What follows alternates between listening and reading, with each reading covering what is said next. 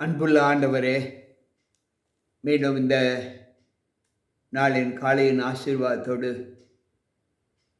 எங்களை எழுப்பி, கடந்து போன இரவு நித்திரைக்குள்ளாய் உம்முடைய பிரதான பங்கு எங்களை காத்த தயவிற்காக உம்மை துதிக்கிறோம். வந்திருக்கின்ற எங்கள் ஒவ்வொருவருக்குள்ளும் உம்முடைய கிருபை இருந்து பாதுகாத்துக் கொள்ளும். மீட்பர் இயேசு கிறிஸ்துவின் நாமத்தில் ஜெபிக்கிறேன் நல்ல பிதாவே, ஆமென். அன்பு பிள்ளைகளே, மீண்டும் கர்த்தருடைய வார்த்தைகளோடு இந்த வியாழக்கிழமையின் காலையின் பொழுதை காண்பதற்கு கிருபை செய்த தேவனுக்கு கோடான கோடி நன்றிகளை ஏறெடுத்து, தேவ சமூகத்தில் வந்திருக்கிற உங்கள் அனைவருக்கும் ஆண்டவர் இயேசு கிறிஸ்துவின் நாமத்தின் இந்த வியாழக்கிழமையின் காலையின் வாழ்த்துக்களை தெரிவித்துக் கொள்கிறேன். கர்த்தர் நம் அனைவரோடு கூட இருப்பாராக. இந்த நாளுக்குரிய செய்தி என்னவென்றால், நெகமியாவின் புஸ்தகம் 1வது அதிகாரம் 9 வசனம். நீங்கள் என்னிடத்தில் திரும்பி என் கற்பனைகளை கைக்கொண்டு அவைகளின்படி செய்வீர்களானால், உங்களிலே தள்ளுண்டு போனவர்கள் வானத்தின் கடையாந்தரத்தில் இருந்தாலும் நான் அங்கே இருந்து அவர்களை சேர்த்து என் நாமம் விளங்கும்படி நான் தெரிந்து கொண்ட ஸ்தலத்துக்கு அவர்களை கொண்டு வருவேன் என்றும், தேவரீர் உம்முடைய தாசனாகிய மோசேக்கு கட்டளையிட்ட வார்த்தைகளை நினைத்தருளும் என்று சொல்லுகிறார். நீங்கள் என்னிடத்தில் திரும்பி என் கற்பனைகளை கைக்கொண்டு அவைகளின்படி செய்வீர்களானால், உங்கள் குடும்பத்திலிருந்து, உங்கள் இணையர பந்துக்களிலிருந்து, உங்கள் இனத்திலிருந்து தள்ளப்பட்டவர்கள் வானத்தின் கடைசி மட்டும் இருந்தாலும் நான் அவர்களை கூட்டிச் சேர்ப்பேன். கூட்டிச் சேர்த்து நான் உங்களுக்கென்று நியமித்த அந்த ஸ்தலத்திலே உங்களை கொண்டு போய் விடுவேன் என்று ஆண்டவர் சொல்லுகிறார். நாம் அவரிடத்தில் திரும்ப வேண்டும். அப்படி என்றால் அவருடைய வழியை விட்டு நாம் விலகி சென்றிருக்கிறோம், வேறே ஏதோ ஒரு பாதையில் நாம் சென்று கொண்டிருக்கிறோம் என்று பொருள்படுகிறது. அன்பு பிள்ளைகளே, லேவியராகம புஸ்தகத்தை நாம் வாசிப்போம் என்றால், அந்த லேவியராகம புஸ்தகம் 26வது அதிகாரத்தை நாம் வாசிப்போம் என்றால், அங்கு 39வது வசனம் சொல்லுவதை நாம் அங்கு கேட்க முடியும். 26:39 அவர் சொல்லுகிறார், உங்களில் தப்பினவர்கள் தங்கள் அக்கிரமங்களின் நிமித்தம், தங்கள் பிதாக்களின் அக்கிரமங்களின் நிமித்தமும் உங்கள் சத்துருக்களின் தேசங்களே போவார்கள்.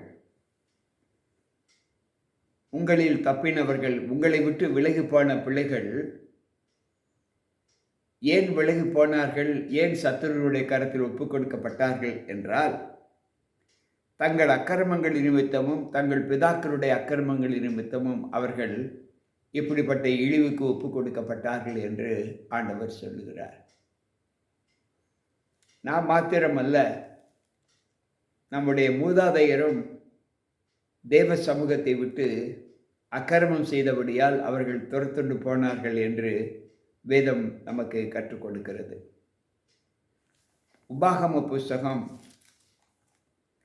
4வது அதிகாரத்தை நாம் வாசிப்போம் என்றால், அங்கு 29, 30, 31 வசனங்களிலே, அப்பொழுது அங்கே இருந்து உன் தேவனாகிய கர்த்தரை தேடுவாய், உன் முழு இருதயத்தோடும் உன் முழு ஆத்துமாவோடும் அவரை தேடும்போது அவரை கண்டடைவாய்.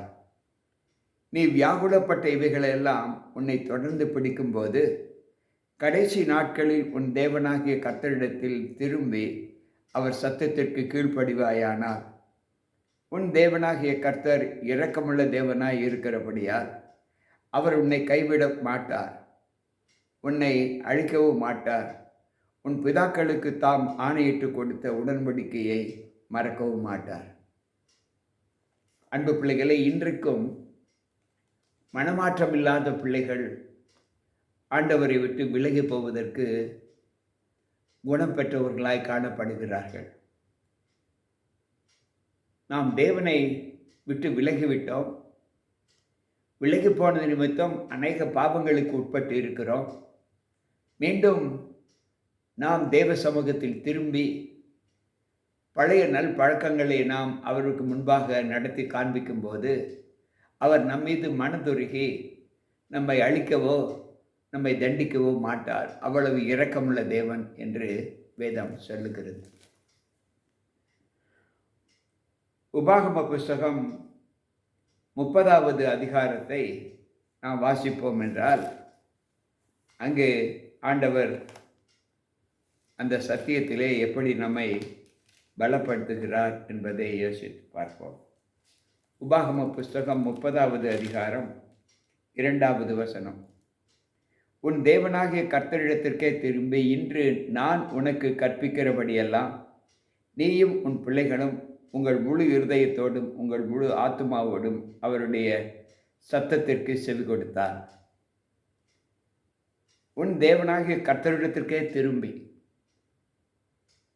என்று நான் உனக்கு கற்பிக்கிறபடியெல்லாம் நீயும் உன் பிள்ளைகளுக்கு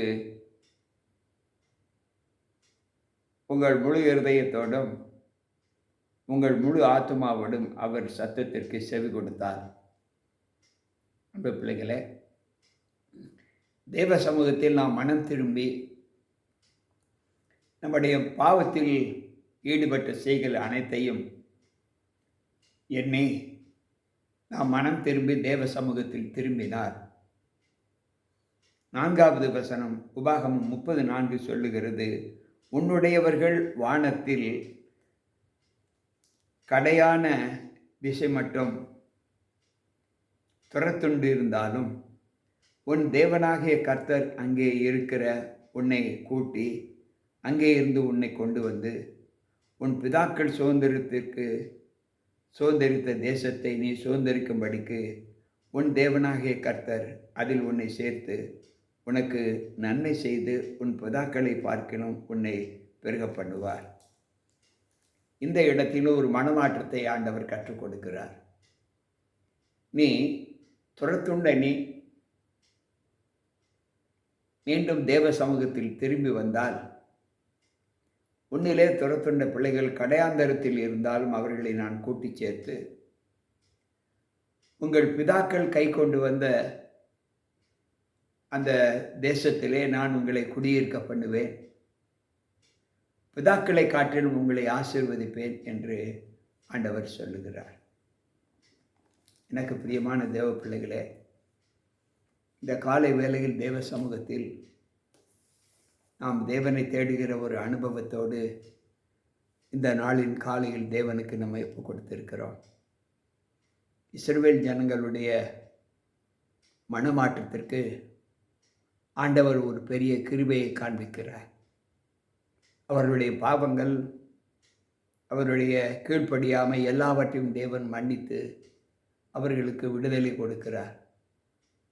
ஆனால் நாம் அந்த விடுதலையை பெறுவதற்கு தேவ சமூகத்தில் திரும்பி வருகிறோமா என்பதை ஆண்டவர் இந்த நாளில் நமக்கு எச்சரிக்கிறார். திரும்பினவர்கள் மீண்டும் துரத்துண்டு போவதில்லை.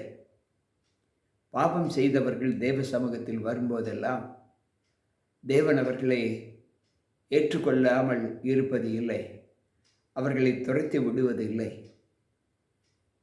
அன்பு பிள்ளைகளை, அவ்வளவு கிருபையும் இரக்கவும் நேர்ந்த தேவன் நான் எத்தனை முறை தவறுகள் செய்தாலும் பேதுருவோடு சொன்னாரே 7 தரம் மன்னிக்க வேண்டும் என்று, அந்த சொன்ன அவர் நம்மை அதை காட்டிலும் அதிகமாக நம்மை மன்னித்து நம்மை அவரிடத்தில் சேர்ப்பதற்கு கிருபை பெருத்திருக்கிறார்.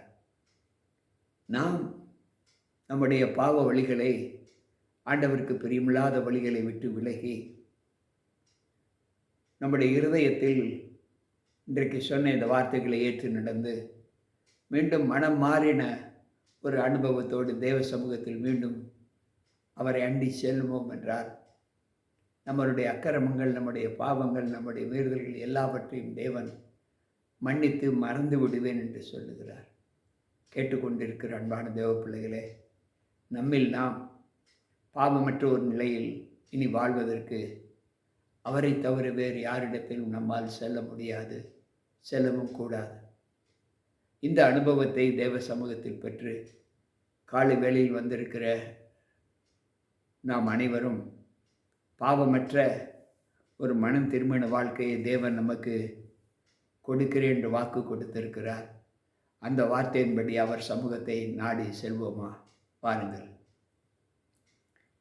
அன்பு ஆண்டவரே, உம்முடைய வார்த்தைகளை கேட்ட எங்கள் ஒவ்வொருவருக்குள்ளும் உம்முடைய கிருபையும் உம்முடைய சமாதானமும் தங்கி இருந்து எங்களுக்கு ஏற்ற ஜீவிதத்திலே நாங்கள் மனமாறி போயிருந்தாலும், எங்கள் சுய இச்சைகளின் வாழ்க்கை எங்களை பாவத்தின் பாதையில் அழைத்து சென்றிருந்தாலும், பிலேயாமுக்கு எப்படி